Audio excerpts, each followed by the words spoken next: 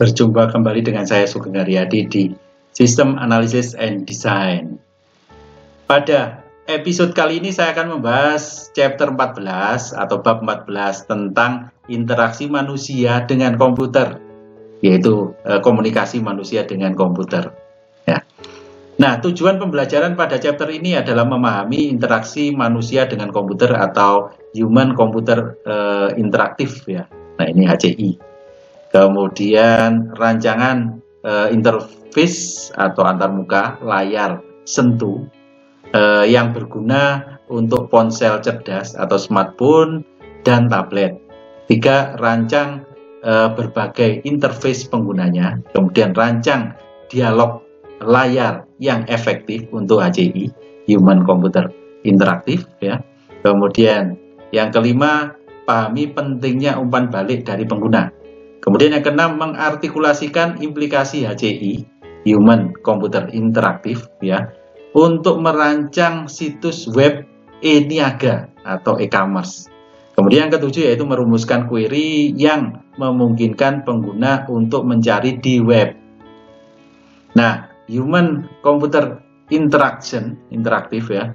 Nah, ini di dalamnya terkait dengan kesadaran tentang HCI, Human Computer Interactive tadi, kemudian keberadaan HCI dalam pengaturan organisasi, ya. Yang ketiga, perlunya menguasai konsep seputar HCI tadi. Dan yang keempat, pedoman penggunaan HCI. Topik utama yang dibahas dalam chapter ini yang pertama yaitu memahami interaksi manusia dengan komputer. Yang kedua, merancang gaya kognitif pengguna individu. Yang ketiga, yaitu pertimbangan fisik dalam desain HCI. Yang keempat, interface pengguna yang menarik yang bagaimana, itu kan ya. Yang kelima, desain dialog box, ya, desain dialog. Kemudian yang keenam terkait dengan feedback atau umpan balik. Yang ketujuh terkait dengan query atau permintaan, kebutuhannya apa. Itu yang akan kita bahas di chapter ini, topik utamanya. Nah, yang pertama dulu kita membahas masalah memahami interaksi manusia dengan komputer. Nah, ini kaitannya dengan pengetahuan tentang interaksi antara pengguna atau manusia, atau terkait dengan tugas kerjaan, konteks tugas, teknologi informasi dan lingkungan, di mana sistem digunakan terdiri dari dasar interaksi manusia dengan komputer, manusia dengan sistem. Ini kaitannya dengan memahami interaksi manusia dengan komputer. Nah, tugas terkait dengan tugas kompleks yang memerlukan interaksi manusia sistem, dan tugas didukung oleh e-commerce atau e-niaga dan sistem web, sistem ERP, Enterprise Resource Planning, dan sistem nirkabel di dalam dan di luar organisasi yang ada. Kemudian berikutnya terkait juga dapat terstruktur yang rutin dan rutin atau tidak jelas dan tanpa terstruktur yang jelas. Nah, ini untuk terkait dengan data dan kualitas keputusan nantinya. Nah, kalau performance ini adalah kombinasi efisien yang terlibat dalam melakukan tugas dan kualitas pekerjaan yang dihasilkan oleh tugas tadi. Jadi ini yang namanya performance atau kinerja. Ini merupakan kombinasi yang paling efisien yang terlibat dalam melakukan tugas dan kualitas pekerjaan yang dihasilkan dari tugas yang diemban tadi. Nah, kalau kesejahteraan ini berupa kepedulian terhadap kenyamanan, keamanan, dan kesehatan manusia secara keseluruhan. Kemudian ini juga terkait dengan sikap psikologis yang juga merupakan hal penting. Ini terkait dengan kesejahteraan.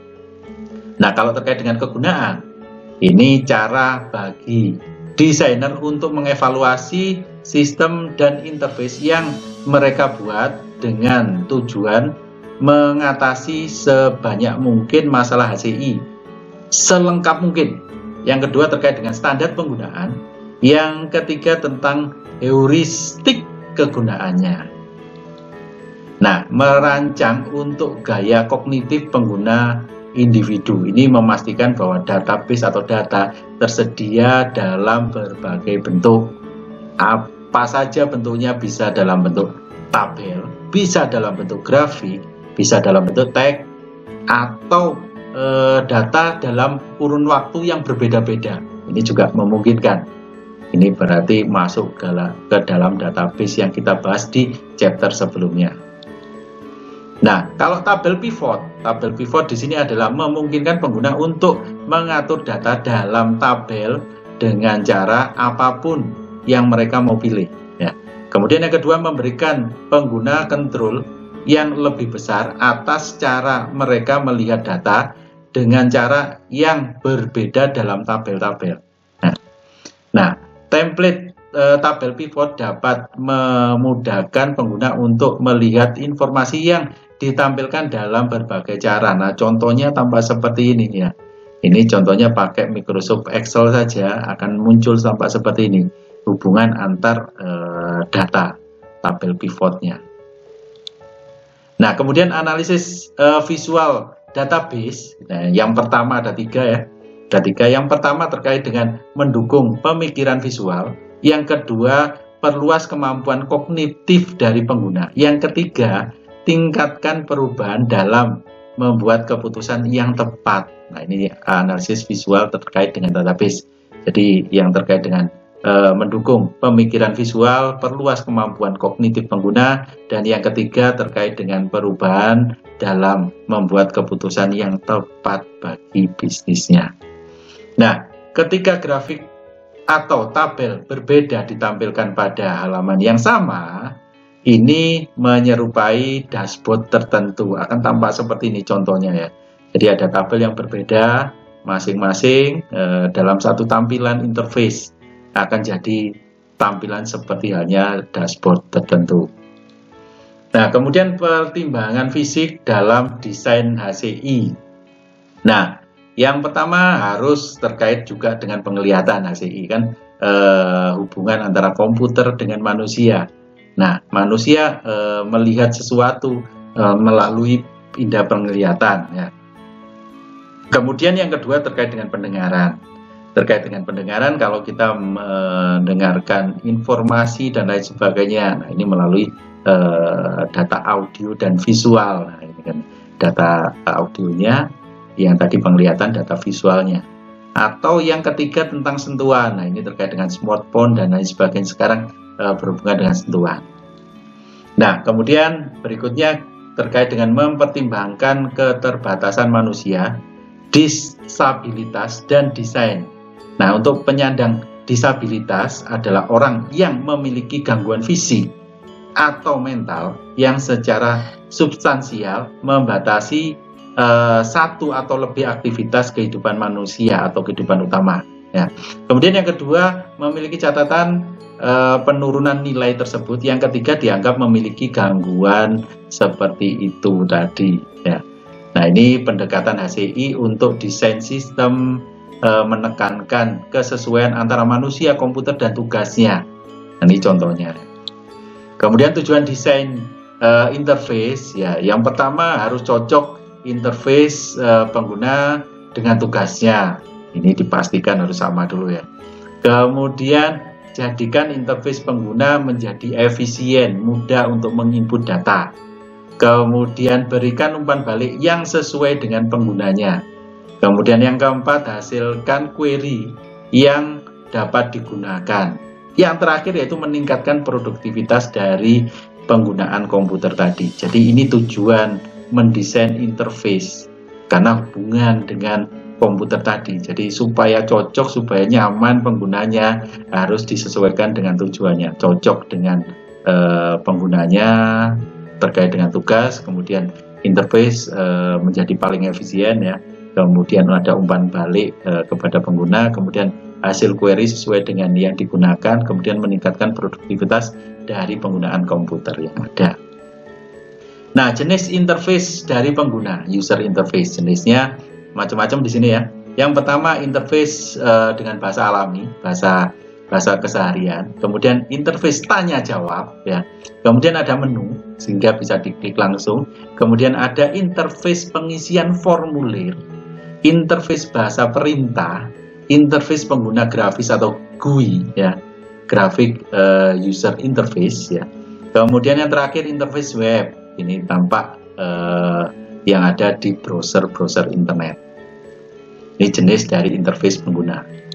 Nah, interface bahasa alami ini izinkan pengguna untuk berinteraksi dengan komputer dalam bahasa sehari-hari atau bahasa alami yang mereka kuasai setiap harinya. Nah, tidak ada keahlian khusus yang dibutuhkan oleh pengguna kalau terkait dengan interface bahasa alami tadi.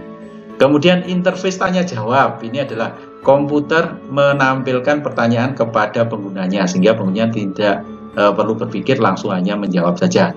Kemudian pengguna langsung memasukkan jawaban sesuai dengan yang dia pikirkan. Yang ketiga, komputer bertindak berdasarkan informasi input itu dengan cara yang telah diprogram sebelumnya dalam satu sistem informasi. Ya. Kemudian kalau menu itu apa? Menu ini adalah terkait dengan pengguna yang terbatas pada opsi tampilan. Dapat disarankan atau ditempatkan di dalam satu sama lain untuk mengarahkan pengguna melalui satu opsi atau pilihan. Kemudian menu sekunder ini dikelompokkan ke dalam kumpulan fitur yang serupa. Kemudian menu GUI ya, graphic user interface tadi ya. Kemudian menu objek juga ya. Nah, interface pengisian formulir atau input output form. Nah, ini formulir di layar atau formulir berbasis web yang menampilkan bidang berisi item data atau parameter yang perlu dikomunikasikan kepada penggunanya. Keuntungannya yang pertama, formulir yang diisi memberikan dokumentasi yang sangat baik. Kerugiannya, nah kalau kerugiannya pengguna yang berpengalaman dengan sistem atau aplikasi mungkin menjadi tidak sabar atau bosan. Berikutnya, menguasai interface. Nah, ini terkait dengan periode pelatihan penggunaan harus cukup singkat. Nah, ini terkait dengan penggunaannya. Kemudian pengguna di awal pelatihan mereka harus dapat memasukkan perintah tanpa memikirkan atau merujuk ke menu bantuan atau manual. Kemudian interface atau antarmuka harus mulus sehingga kesalahan sedikit dan kesalahan yang terjadi tidak terjadi karena desain yang buruk. Nah, ini kaitannya dengan itu. Kemudian yang keempat, waktu yang dibutuhkan pengguna dan sistem untuk bangkit kembali dari kesalahan seharusnya singkat. Pengguna yang jarang harus dapat mempelajari kembali sistem dengan cepat tadi. Ini untuk mengevaluasi interface yang sudah dibuat. Nah, kalau mau merancang interface untuk ponsel cerdas atau smartphone dan tablet, nah ini hubungannya dengan layar sentuh ya. Layar sentuh yang sensitif ini memungkinkan pengguna menggunakan jari untuk mengaktifkan tampilan ya. Kemudian yang kedua, perangkat kecil ini, smartphone tadi ya, menggunakan gerakan atau multi sentuh yang juga disebut dengan penginderaan kapasitif. Kemudian yang ketiga, gunakan untuk berpindah dari satu layar ke layar lain atau dari satu keadaan ke keadaan lain pada layar yang sama. Satu layar kemudian dipakai terus ya, tinggal diganti gitu aja. Nah, ini kaitannya dengan merancang interface untuk ponsel yang cerdas ya, atau smartphone dan tablet. Nah, kalau gestur, nah, 3 gerakan yang dapat digunakan untuk berinteraksi dengan smartphone dan tablet yang peka terhadap sentuhan adalah penyadapan, kemudian menggesekkan dan jepitan. Itu kaitannya dengan gestur. Kemudian alert, notice, dan query. Nah, peringatan, ini alert ya. Kalau misalkan ada di smartphone menunjukkan tanda ketip-ketip merah, misalnya baterai habis dan lain sebagainya. Nah, ini memungkinkan peringatan. Ini pemberitahuan, dan query adalah suatu keluaran pada ponsel cerdas atau smartphone dan tablet biasanya itu yang namanya alert tadi ya. Peringatan atau alert tadi adalah informasi penting yang perlu diketahui pengguna secara tepat waktu. Nah, tadi kalau misalkan ada tanda ketip-ketip warna merah, nah ini baterainya habis. Kalau misalkan nggak tepat waktu, diabaikan, ya ponsel akan langsung mati karena baterainya habis. Nah, kemudian notifikasi ini penyampaian informasi yang tidak terlalu penting, tidak penting kepada penggunanya. Misalkan ada message masuk dan lain sebagainya. Kemudian pertanyaan atau query ini mengajukan pertanyaan dari penggunanya, ya, untuk memanggil suatu database. Lencana atau bait. Nah, ada yang ngomong terkait dengan bait, ada yang di Indonesiakan berupa lencana. Lencana adalah lingkaran merah yang kecil. Lencana untuk App Store menandakan beberapa banyak pembaruan yang menunggu pengguna untuk mengunduh dan menginstal kembali terkait dengan update-nya. Kemudian lencana yang bagus atau batch yang bagus karena merupakan cara yang tidak mencolok untuk mengirimkan pesan kepada pengguna. Mereka rata-rata biasanya diam, ya, dan pasif. Tapi kalau diklik langsung bisa bergerak untuk mengupdate terkait dengan aplikasi yang ada. Ini terkait dengan lencana. Kemudian voice recognition. Nah, ini pada tahun 2012 Apple memperkenalkan namanya programnya Siri, ya, yang disebut sebagai asisten pribadi Anda yang membantu Anda untuk menyelesaikan sesuatu hanya dengan meminta saja, dengan ngomong saja. Nah, seorang pengguna dapat berbicara dengan Siri dalam bahasa alami atau bahasa keseharian, sama seperti dia akan berbicara dengan temannya. Nah, tidak seperti sistem pengenalan suara yang lebih lama, Siri tidak perlu diajari untuk merespon perintah suara Anda. Ini voice recognition. Sekarang Google sudah banyak menggunakan voice recognition untuk mengetik data, kemudian mencari data, dan lain sebagainya.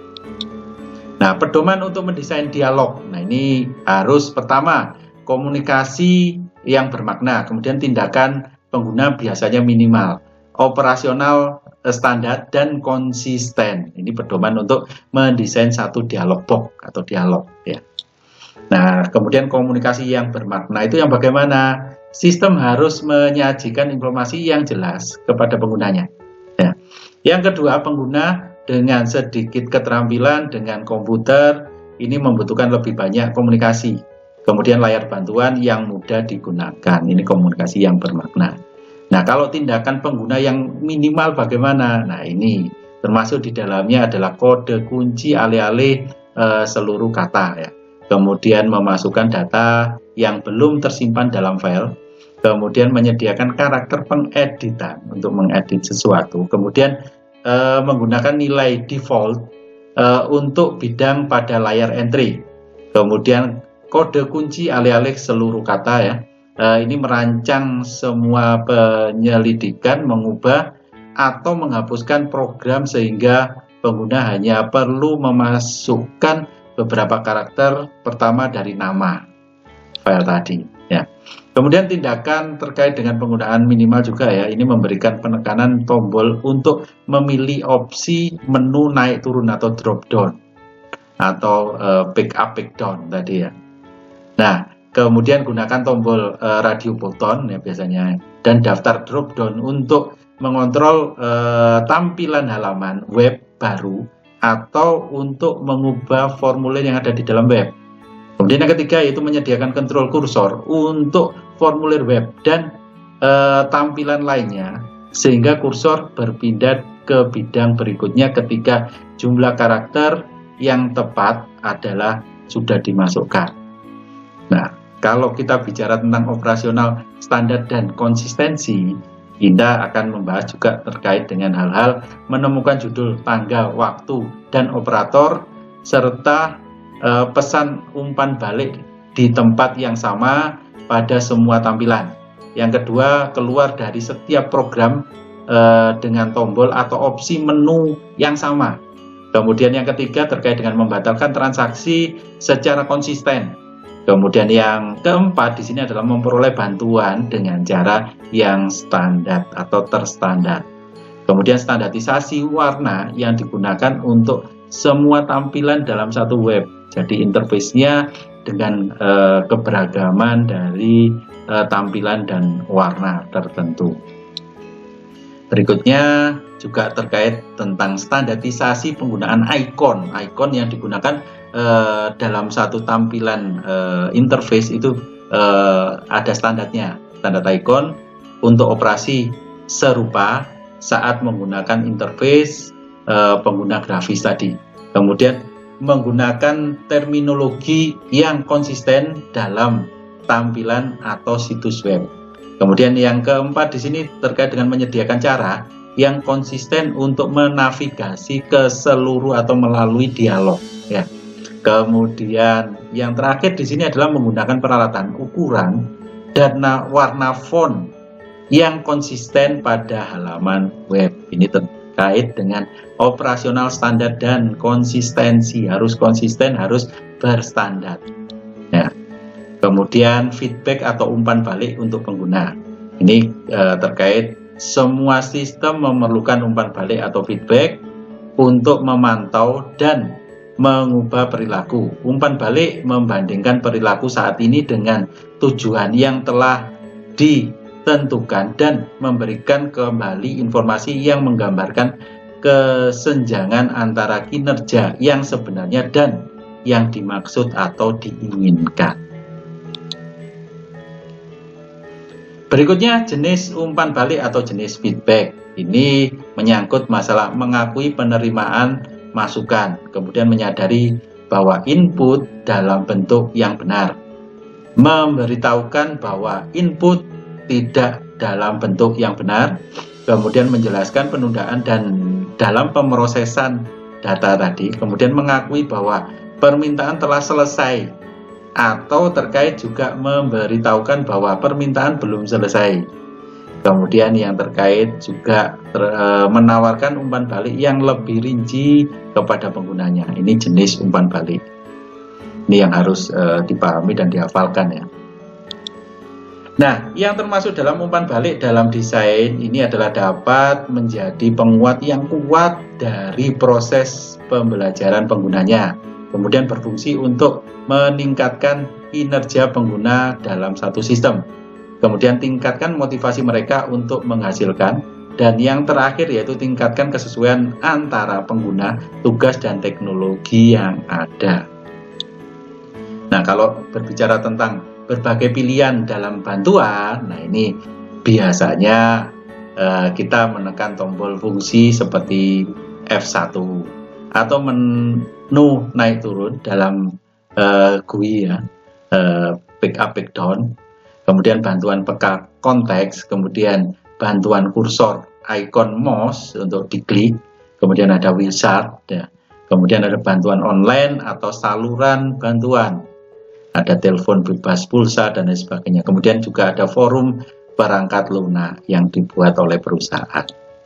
Nah, kemudian kalau meminta umpan balik dari pelanggan situs web e-niaga, nah ini terkait juga luncurkan program email pengguna, kemudian bawa pengguna ke tempat pesan yang kosong ketika mereka mengklik umpan balik atau feedback. Nah, ini navigasi yang mudah untuk situs web e-niaga atau e-commerce, navigasi sekali klik saja. Nah, ini harus terkait juga membuat menu rollover, kemudian membangun kumpulan tautan hierarkis atas ke bawah, ya. Kemudian menempatkan peta situs di halaman beranda dan menekan tautan ke sana. Kemudian menempatkan bila navigasi di setiap halaman dalam mengulangi kategori yang digunakan pada layar entry atau layar masukan. Nah, kalau navigasi yang mudah untuk situs web e-niaga, ini pertimbangan lain, ya harus ada fungsi pencarian, search engine-nya ada, ya. Kemudian menciptakan fleksibilitas yang fleksibel. Kemudian membuat untuk pengguna dengan pemrosesan kognitif yang berbeda-beda tentunya, atau sesuai dengan minat. Dan yang keempat, mungkin juga punya alternatif menjaga pelanggan di situs web. Match up. Nah, ini menggabungkan antara dua atau lebih interface pemrograman aplikasi, ya. Kemudian API tadi ya, aplikasi programming interface, ini adalah sekumpulan kecil program dan protokol. Kemudian pendekatan blok bangunan untuk membangun satu situs web, ini MASAP ya. Bagaimana merancang pertanyaan atau query ya, merancang query-nya ini harus terkait dengan membantu mengurangi waktu yang dihabiskan pengguna dalam menanyakan ke database. Kemudian bantu mereka menemukan data yang mereka inginkan atau mereka cari.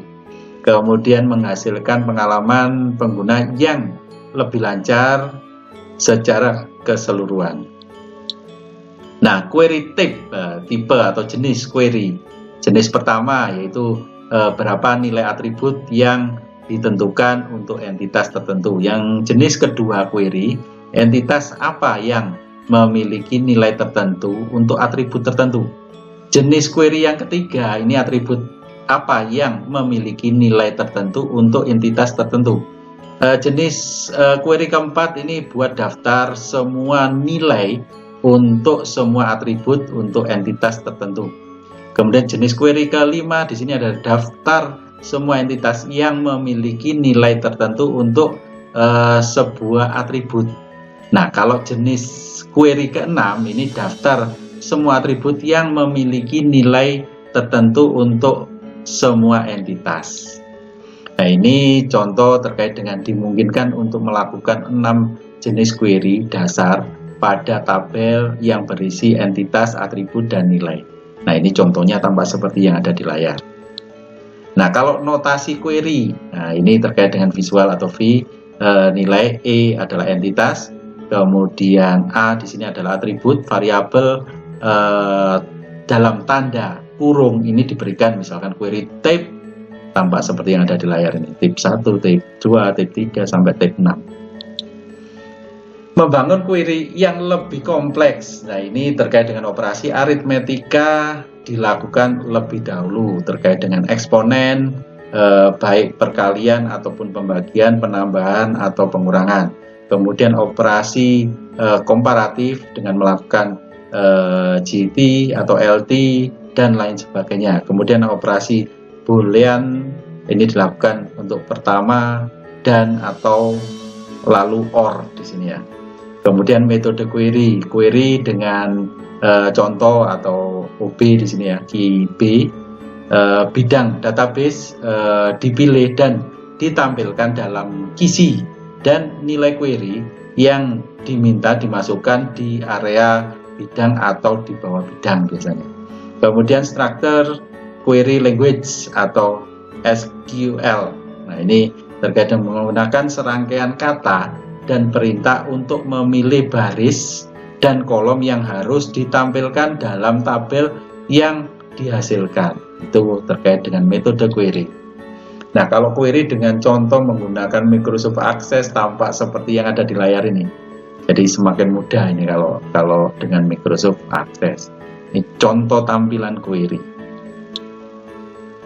Struktur query language atau SQL untuk query parameter dengan nama pelanggan. Nah, ini contohnya yang ada di layar.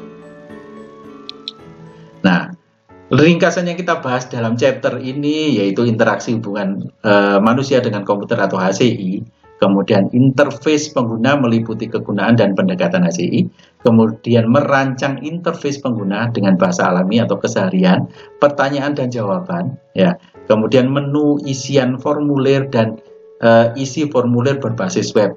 Kemudian yang kita bahas juga terkait merancang interface untuk smartphone dan tablet. Kemudian juga merancang umpan balik atau feedback pengguna. Terkait juga memberitahu pengguna jika masukan mereka diterima, jika input dalam bentuk yang benar atau tidak, jika pemrosesan sedang berlangsung, jika permintaan dapat atau tidak dapat diproses, jika informasi lebih rinci tersedia dan bagaimana mendapatkannya. Dan juga kita mempelajari tadi terkait dengan merancang umpan balik atau feedback untuk situs web e-niaga atau e-commerce, yaitu terkait dengan menu bergulir drop down ya. Kemudian tampilan hierarki, tautan, peta situs, bila navigasi, Kemudian pertanyaan-pertanyaan juga terkait dengan 6 tipe dasar terkait dengan query ya. Nah, itu yang kita bahas di chapter 14 ini. Kemudian tugas akan diberikan di kelas nanti ya. Kemudian materi berikutnya akan kita sajikan dalam episode berikutnya. Sampai jumpa di episode berikutnya.